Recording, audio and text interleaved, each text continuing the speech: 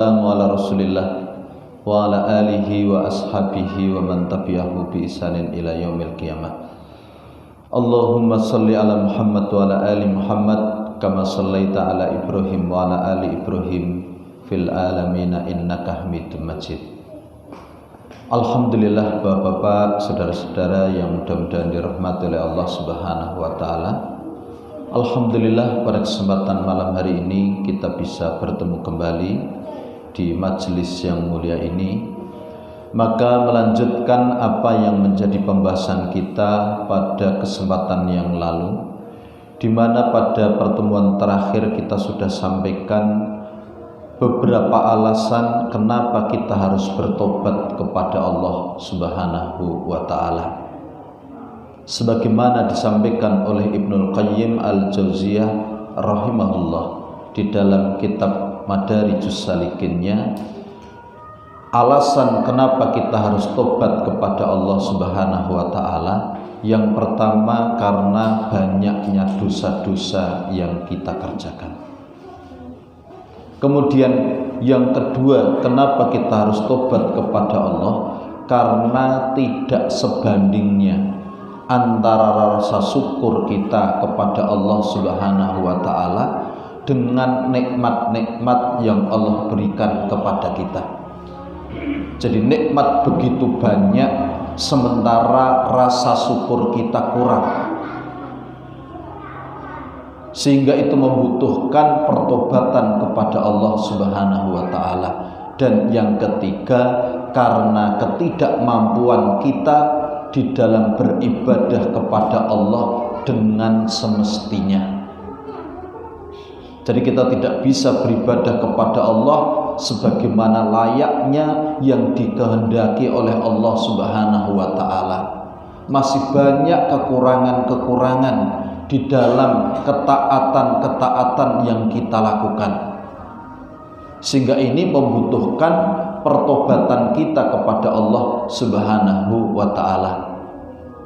Maka pada kesempatan malam hari ini kita akan lanjutkan tentang beberapa kisah pertobatan dari mereka orang-orang yang berbuat dosa maksiat. Kita ketahui bahwa Allah Subhanahu wa taala itu zat yang maha ghafar, zat yang maha mengampuni seluruh dosa-dosa. Allah adalah Al-Ghafur, Allah adalah Al-Ghafir. Artinya zat yang mengampuni terhadap dosa-dosa seluruhnya, sehingga sebanyak apapun dosa yang dilakukan, sebesar apapun kesalahan yang dilaksanakan, maka ketika seorang hamba dia mohon ampun, tobat kepadanya, maka Allah akan ampuni. Maka kita akan sebutkan beberapa kisah yang menunjukkan betapa pengampunnya Allah Subhanahu wa taala. Yang pertama yaitu kisah tentang Ashabul Ukhdud. Jadi kisah yang menjelaskan bagaimana seorang raja yang sangat zalim, yang dia murka pada waktu itu dan berencana untuk membakar orang-orang yang beriman, sehingga ribuan orang dibakar hidup-hidup karena mereka beriman kepada Allah Subhanahu wa taala. Sementara si raja bersama dengan kawanannya duduk menyaksikan pembakaran tersebut, yang itu disebutkan di dalam surat Al-Buruj. Di sana dikatakan qutila ashabul ukhdud an-nari datil waqud idhum 'alaiha qu'ud wa hum ala ma yaf'aluna bil mu'minina syuhud wa ma naqamu minhum illa ayyu'minu billahil azizil hamid. Binasa dan terlaknatlah orang-orang yang membuat parit yang berapi. Jadi mereka membuat parit kemudian dinyalakan api di bawahnya. Di dalam parit tersebut ditaruh kayu bakar yang dinyalakan. Ketika mereka duduk di sekitarnya, sedang mereka menyaksikan apa yang mereka perbuat terhadap orang-orang yang beriman. Dan mereka tidak menyiksa orang-orang mukmin, melainkan karena orang-orang mukmin itu beriman kepada Allah yang maha perkasa lagi maha terpuji. Nih, jadi dalam surat Al-Buruj dikisahkan tentang kedzaliman raja yang telah membunuh sekian ribu orang. Yang kisah selengkapnya nanti disebutkan di dalam satu hadis panjang dari Suhaib anna Rasulullah sallallahu alaihi wasallam qol, dari Suhaib bahwasanya Rasulullah sallallahu alaihi wasallam bersabda, kana malikun fi man kana qablakum wa kana lahu sakhirun falamma kabira qala lil maliki inni qad kabirtu fab'as ilayya gulaman u'allimhu sihra faba'asa ilaihi gulaman yu'allimuhu fakana fi tariqati idza salaka rahibun faqa'ada ilaihi wa sami'a kalamahu fa'ajabahu fakana idza atas sakhira marra birrahibi wa qa'ada ilaihi fa idza atas sakhira darabahu fasyaka dzalika ila rahib faqala idza khashita sakhira faqul habbasani ahli wa idza khashita ahlaka faqul habbasani sakhir. Jadi dalam hadis yang disebutkan dari Suhaib, Rasulullah sallallahu alaihi wasallam bersabda, dahulu ada seorang raja dari golongan umat sebelum kalian. Ada seorang raja yang hidup sebelum kalian. Dia mempunyai seorang tukang sihir. Nah, biasa seorang penguasa, seorang raja, dia memiliki tukang sihir untuk melestarikan kekuasaannya. Ketika tukang sihir tersebut berada dalam usia senja, dia sudah tua gitu ya. Tukang sihir ini dia mengatakan kepada raja bahwa dia sudah tua, sudah lanjut usia, dan dia meminta tukang sihir ini agar dikirimkan anak yang akan menjadi pewaris ilmu sihirnya. Jadi untuk melanjutkan sihir dia karena dia sudah tua, maka ada seorang anak yang diutus kepadanya. Tukang sihir tersebut lalu mengajari kepada si anak tadi. Lah, di tengah perjalanan ingin belajar, jadi si anak tadi ketika dia berangkat untuk belajar, di tengah jalan anak ini bertemu dengan seorang rohib, seorang ahli ibadah, seorang pendeta, dan dia pun duduk bersamanya dan menyimak nasihat si rohib tadi, si ahli ibadah tadi itu. Dia pun begitu takjub dengan nasihat-nasihat yang disampaikan oleh si rohib tadi. Jadi dari rumah dia menuju tukang sihir tadi, anak ini melewati seorang rohib. Lah sebelum sampai kepada tukang sihir, dia duduk dulu, mampir di rohib tadi, mendengarkan wejangan-wejangan dari si rohib ini. Lah ketika dia telah mendatangi tukang sihir untuk belajar, dia pun menemui si rohib dan duduk bersamanya. Lah ketika terlambat ya, dia mendatangi si tukang sihir, dia dipukul. Karena tadi kan dia mampir dulu di tengah jalan, mampir kepada si rohib tadi, sehingga sampai kepada si tukang sihir terlambat, sehingga dia pun dipukul. Maka dia pun mengadukan hal itu kepada si rohib tadi. Maka si rohib tadi pun mengatakan, jika engkau takut pada tukang sihir tersebut, kalau kamu takut dipukul gitu ya, maka katakan saja bahwa keluarga kamu menahanmu. Jadi kamu ditahan oleh keluargaku ya, saya ditahan oleh keluargaku sehingga aku terlambat. Dan jika engkau khawatir kepada keluargamu, maka katakanlah bahwa tukang sihir menahanmu. Jadi kalau pulang ke rumah, dia mampir juga ke rohib ini, belajar pada rohib ini, sehingga sampai rumah juga terlambat. Jadi dia setiap kali berangkat dan pulang mampir kepada si rohib tadi itu.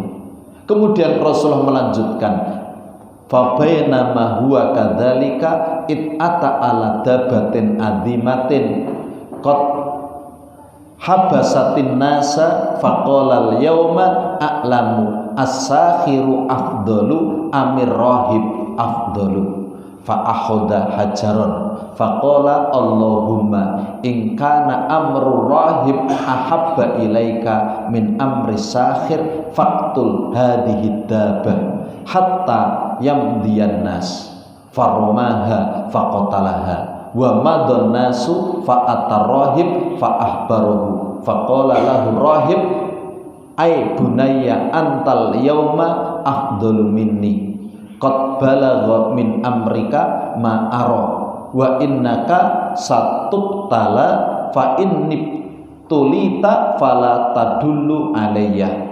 Insyaallah ya. Jadi kisahnya pada suatu saat ketika di waktu itu dia dalam keadaan ini tiap hari seperti itu, si anak ini tadi berangkat dari rumah menuju kepada tukang sihir untuk belajar, terus dia mampir di rohib tadi, pulang pun ketika pulang mau ke rumah dia pun mampir kepada rohib tadi belajar. Jadi dia belajar kepada dua orang, tukang sihir dan rohib tadi, ahli ibadah tadi. Nah, pada suatu waktu tibalah dia di satu tempat di jalan tadi, yang di situ ada seekor binatang besar yang menghalangi banyak orang yang lewat di jalan tersebut. Jadi ketika suatu waktu dia lewat di satu jalan, di jalan itu ada binatang besar sekali yang menghalangi orang untuk lewat, sehingga orang-orang nggak bisa melewati jalan tersebut. Jadi binatang besar itu mungkin ya harimau atau apa-apa yang binatang besar yang menjadikan orang takut, nggak berani lewat. Anak itu lalu berkata, pada hari ini saya akan mengetahui apakah penyihir itu yang lebih baik atau rohib itu yang lebih baik. Jadi dia kata, hari ini aku akan ketahui mana yang lebih utama, mana yang lebih baik, si penyihir atau si rohib. Maka dia pun mengambil sebuah batu. Dia ambil sebuah batu ya. Kemudian dia berkata, ya Allah, apabila perkara rohib, ajaran si rohib ini lebih kamu cintai daripada tukang sihir, maka bunuhlah binatang ini sehingga orang-orang bisa melewatinya, bisa lewat jalan ini.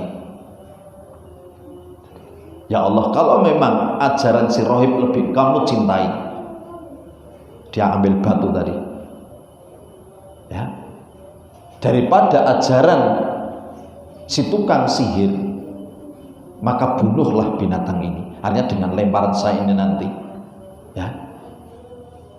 Maka kemudian dia pun melempar binatang tersebut dan terbunuh. Artinya dia berarti semakin yakin ini bahwa ajaran si rahib ini lebih benar daripada ajaran si tukang sihir. Lalu orang-orang pun bisa lewat. Kemudian dia mendatangi si rahib dan mengabarkan apa yang terjadi tadi. Dia kabarkan, dia ceritakan tadi. Maka si rahib itu pun mengatakan, wahai anakku, saat ini engkau lebih mulia daripada aku. Keadaanmu sudah sampai kepada tingkat sesuai dengan apa yang saya lihat. Artinya kamu sudah bisa menyerap apa yang aku ajarkan gitu. Sesungguhnya kamu akan mendapatkan cobaan. Kamu akan mendapatkan cobaan. Maka jika benar demikian, jangan menyebut namaku. Jadi kalau kamu nanti dapat cobaan ujian, jangan sebut-sebut namaku, bahwa kamu belajar kepadaku. Kemudian Rasulullah melanjutkan, kanal gulamu yubri'ul akmaha wal abrasa wa yudawin nasa min sairil atwa fasami ajalisun lil maliki kana qad amiya fa'atahu bihadaya kasiratin faqala ma hahuna laka ajma'u in anta safaitani faqala inni la asfi ahadan innama yashfillahu fa in anta amanta billah da'autullaha fasyafaka fa amana billah fasyafahullah. Masyaallah. Jadi kemudian anak ini menjadi terkenal kan, dia bisa membunuh binatang besar sekali lempar dia. Dan juga anak ini dapat menyembuhkan orang buta, orang yang berpenyakit kulit, ya. Dan juga menyembuhkan berbagai macam penyakit. Jadi semua penyakit itu bisa disembuhkan oleh anak ini. Maka berita ini pun sampai ke telinga sahabat dekatnya raja. Yang sahabat dekat raja ini sudah lama buta. Kabar tentang kehebatan anak ini sampai kepada sahabat raja yang buta. Maka dia pun mendatangi pemuda tersebut dengan membawa banyak hadiah. Sahabat raja ini. Kemudian dia berkata kepada pemuda tersebut, ini semua bisa jadi milikmu asalkan engkau bisa menyembuhkanku. Ya, maksudnya menyembuhkan dari kebutuhannya. Maka pemuda itu pun berkata, aku tidak bisa menyembuhkan seorang pun. Yang mampu, yang bisa menyembuhkan hanyalah Allah. Jika engkau beriman kepadanya, beriman kepada Allah, aku akan berdoa kepadanya supaya engkau bisa disembuhkan. Maka dia pun, sahabat raja ini beriman kepada Allah, lantas Allah menyembuhkannya. Jadi sahabat raja ini sembuh. Fa'atal malika fajalasa ilaihi kama kana yajlisu faqala lahul malik man radda alaika basaraka qala rabbi qala walaka rabbun ghairi qala rabbi wa rabbukallah. Masyaallah. Fa akhadahu falam yazal yu'adzibuhu hatta dalla alal ghulam faji'a bil ghulam faqala lahul malik ay bunayya qad balagha min sihrika ma tubri'ul akmaha wal abrasa wa taf'alu faqala inni la asfi ahadan innama yashfi Allah fa akhadahu falam yazal yu'adzibuhu hatta dalla ala rahibin faji'a bir rahibin faqila lahu irji an dinika fa aba fada'a bil mi'syari fa wadu al mi'syara fi mafriki ra'sihi fasaqqahu hatta waqa'a siqahu summa ji'a bi jalisil malik faqila lahu irji an dinika fa aba fa fatal miksaru fi mafriqi ra'sihi fasaqqahu bihi hatta waqa'a siqahu. Jadi sahabat raja tadi ketika dia sudah sembuh tadi, kemudian dia mendatangi si raja. Dia duduk bersama dengan raja seperti biasanya. Tapi heran raja ini, kok ini bisa melihat gitu loh. Maka raja pun bertanya kepadanya, siapa yang menyembuhkan penglihatan kamu? Maka dia pun menjawab, Rabbku, Tuhanku. Raja kaget, apa engkau memiliki Tuhan selain aku? Karena raja ini mengaku dirinya Tuhan. Ya, apa engkau memiliki Tuhan selain aku? Sahabatnya tadi pun berkata, Rabbku dan Rabbmu, Tuhanku dan Tuhanmu sama, yaitu Allah. Maka raja tersebut pun murka, ya, dia marah. Kemudian dia menghukumnya, menyiksanya. Siapa yang mengajarkan kamu seperti itu gitu loh? Siapa yang mengajarkan kalau Tuhan kita itu adalah Allah, padahal aku adalah Tuhan gitu. Akhirnya ditunjukkan kepada anak tadi. Yang mengajarkan si anak tadi, si gulam tadi. Ketika anak tersebut didatangkan, kemudian raja tadi berkata kepadanya, wahai anakku, telah sampai kepadaku berita mengenai sihirmu yang bisa menyembuhkan orang buta, penyakit kulit, serta engkau dapat melakukan ini dan itu. Raja mengatakan seperti itu. Maka pemuda tersebut pun menjawab, sesungguhnya aku tidaklah dapat menyembuhkan siapapun. Yang menyembuhkan adalah Allah, kata anak tadi. Mendengar hal itu, raja pun murka. Dia marah, kemudian dia menghukumnya, dia terus menyiksanya sampai dia tunjukkan siapa yang mengajari kamu seperti ini. Sampai dia menunjukkan kepada pendeta, itu yang menjadi gurunya. Jadi rohib tadi yang menjadi gurunya. Ketika si rohib tadi didatangkan, raja pun memerintahkan kepadanya, kepada rohib tadi, kembalilah kepada ajaran kamu. Maksudnya tinggalkan agama kamu. Kamu harus kembali kepada agama kamu, yaitu menyembahku, menjadikan dirinya sebagai Tuhan. Maka si rohib tadi enggak mau. Lantas didatangkan gergaji dan diletakkan di tengah kepalanya, lalu dibelahlah kepalanya dan terjatuhlah belahan kepala tersebut. Setelah itu sahabat dekat raja pun didatangkan. Tadi sahabatnya tadi juga didatangkan dan diperintahkan pula sama dengan kepada si rohib tadi, kembalilah kepada ajaran kamu.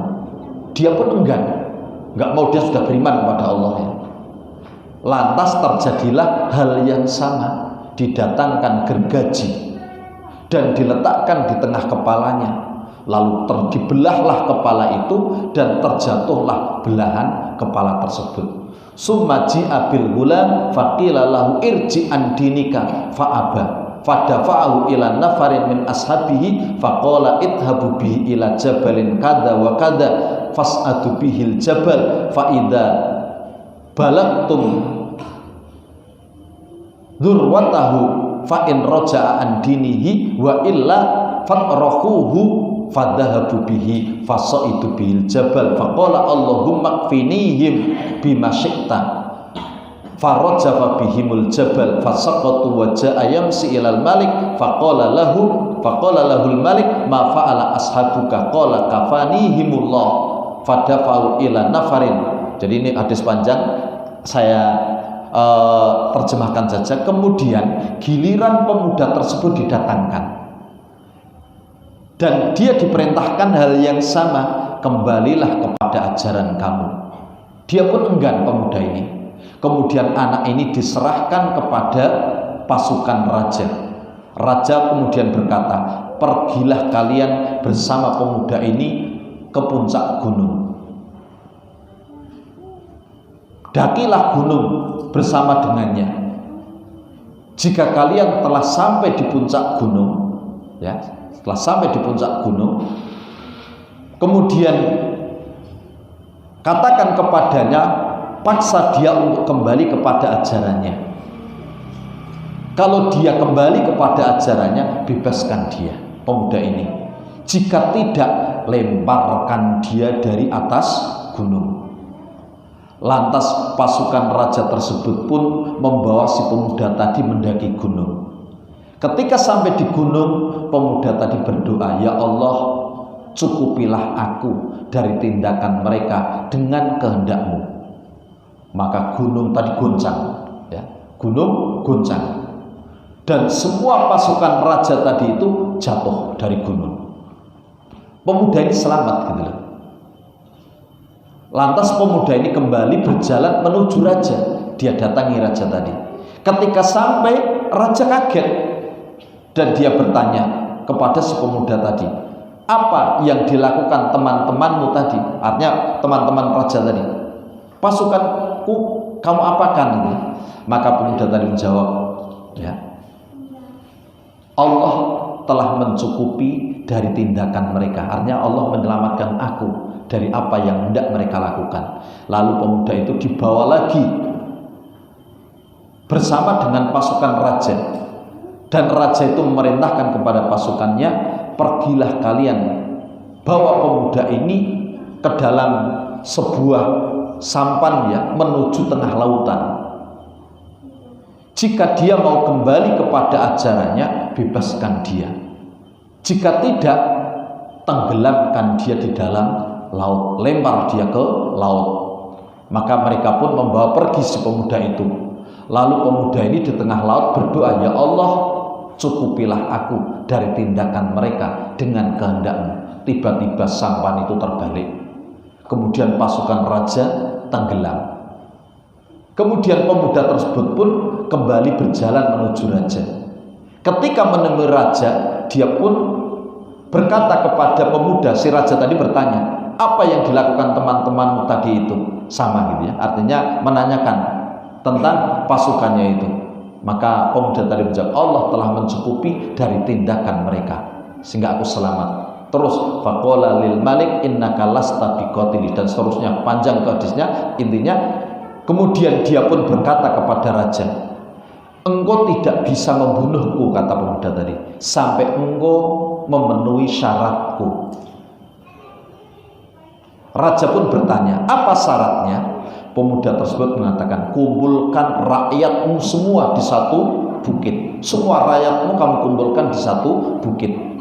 Lalu saliblah aku di atas sebuah kayu, sebuah pelepah. Kemudian ambillah anak panah dari tempat panahku ini, dari tempat anak panah ini. Lalu ucapkanlah Bismillahi Rabbil Ghulam, dengan menyebut nama Allah, Tuhan dari pemuda ini. Lalu panahlah aku. Karena jika engkau melakukan seperti itu, engkau pasti akan bisa membunuhku." Lantas rakyat pun dikumpulkan semuanya jadi satu di satu tempat, jatuh di satu bukit. Kemudian pemuda itu disalib di satu kayu, ya, satu pelepah. Kemudian raja mengambil anak panah dari tempat anak panah milik si pemuda tadi, kemudian diletakkan di busurnya. Setelah itu dia mengucapkan, raja tadi mengucapkan, ketika mau membidik si pemuda itu, dia ucapkan Bismillahirrabbilghulam. Jadi raja ini mengatakan dengan menyebut nama Allah, Tuhan pemuda ini. Lalu dilepaskan panah tersebut mengenai pelipis si pemuda tadi. Kemudian pemuda tersebut memegang pelipis, ya, tempat anak panah tersebut menancap. Kemudian dia pun mati. Maka rakyat yang berkumpul semuanya itu ketika melihat seperti itu, mereka mengatakan, "Kami beriman kepada Tuhannya pemuda tersebut." Ya, Masya Allah, ya, rakyatnya semuanya beriman itu.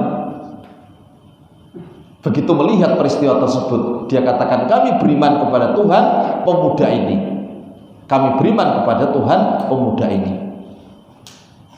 Fa'utiyal malik faqila lahu arra'aita ma kunta tahdaru. Kemudian raja datang, lantas ada yang berkata, apa yang selama ini engkau khawatirkan betul-betul terjadi. Manusia saat ini mereka semuanya beriman kepada Tuhan pemuda ini. Masya Allah ya. Lalu raja tadi memerintahkan untuk membuat parit di jalanan. Kemudian setelah digali parit lebar ya, yang luas sekali, dari dalam parit dinyalakan api dari dalamnya. Kemudian raja pun berkata, siapa yang tidak mau kembali kepada ajarannya, kepada agamaku maksudnya, artinya yaitu menyembahku, maka lemparkanlah dia ke dalam parit tersebut, atau dikatakan masuklah ke dalamnya. Jadi orang-orang yang tidak mau kembali disuruh masuk atau dilemparkan.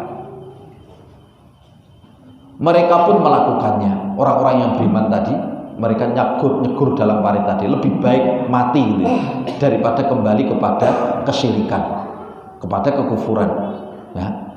Sampai ada seorang wanita bersama dengan bayinya. Sampai ada seorang wanita bawa bayinya. Kemudian wanita itu pun tidak berani maju. Dia ragu-ragu mau masuk, mau nyegur itu ragu-ragu. Ketika akan masuk ke dalam tadi itu parit tadi itu, maka anak itu pun lantas berkata, bayi itu bisa berkata ini bayi ini termasuk sesuatu yang terjadi, yang bayi bisa berbicara, diantaranya bayi ini. Itu atas kekuasaan Allah. Bayi tadi mengatakan, wahai ibu, bersabarlah karena engkau di atas kebenaran. Ibunya tadi udah ragu-ragu mau masuk nyegur ke parit yang ada apinya tadi, ragu-ragu. Tadi anaknya mengatakan, wahai ibu, bersabarlah karena engkau di atas kebenaran. Nah, ini hadis riwayat Muslim nih Bapak. Nah, dan tentang hadis ini ya, bagaimana ya kisah si raja ini telah membunuh sekian banyak ya, sekian banyak orang, ribuan orang yang dia bakar hidup-hidup itu. Tetapi di dalam surat Al-Buruj tadi nanti dikatakan, kalau jadi perbuatan raja yang sangat zalim ini, tetapi kalau kita cermati dalam ayat surat Al-Buruj tadi, kalau seandainya dia mau tobat, padahal sudah membunuh segitu banyaknya, kalau seandainya dia mau tobat, maka tobatnya diterima oleh Allah. Masya Allah ini. Jadi orang itu kalau mau tobat, sebesar apapun dosa yang dia lakukan, Allah ampuni. Sehingga di ayat yang ke-10 di surah ayat itu dikatakan, innalladzina fatanul mu'minina wal mu'minati summa lam yatubu falahum adzabu jahannam walahum adzabul harik. Kemudian sesungguhnya orang-orang yang mendatangkan cobaan kepada orang-orang mukmin laki-laki dan perempuan, kemudian mereka tidak bertobat, maka bagi mereka adab jahanam dan bagi mereka adab neraka yang membakar. Ini kalau tidak tobat. Raja tadi kalau tidak tobat akan dibakar. Tapi kalau artinya kalau seandainya dia mau tobat, Allah ampuni. Artinya dari kisah ini Bapak-bapak, saudara-saudara yang mudah-mudahan dirahmati oleh Allah SWT, kalau seseorang itu mau tobat sebesar apapun, maka Allah akan ampuni. Padahal ini sudah membunuh, kurang dolim bagaimana ini? Semua orang yang dia tidak mau mengakui dirinya sebagai Tuhan, itu dibunuh, dibelah kepalanya, ya, bakar hidup-hidup, ribuan itu. Artinya dari sini Bapak-bapak yang mudah-mudahan dirahmati oleh Allah SWT, bagaimana maha pengampunnya Allah Subhanahu wa Ta'ala, asal mau tobat. Nah, ini yang saya sampaikan pada malam hari ini. Mohon maaf saya tidak bisa sholat isya di sini. Ini saya langsung pamit karena nanti setelah isya saya ada jadwal yang lain. Kalau saya isyaan di sini nanti tidak cukup, mungkin saya di jalan mampir, ada sholat isya, saya jamaah di masjid di jalan nanti, yang mampir di masjid nanti. Maka pada kesempatan malam hari ini kita cukupi sampai sini, dan masih ada kisah-kisah yang lain yang insya Allah nanti kita akan sebutkan, seperti kisah Fir'aun dan para penyihirnya. Bagaimana nanti kemudian Allah ampuni, Allah terima tobatnya para penyihir Fir'aun ini. Lah kisahnya bagaimana? Insya Allah kita akan lanjut pada kesempatan-kesempatan yang akan datang. Aqulu qouli hadza wa astaghfirullah li wa lakum wa lisairil muslimina min kulli dhanbin innahu huwal ghafurur rahim. Mari kita tutup majelis pada malam hari ini dengan doa kafaratul majelis. Subhanaka Allahumma wa bihamdika asyhadu an la ilaha illa anta astaghfiruka wa atubu ilaik. Wassalamualaikum warahmatullahi wabarakatuh.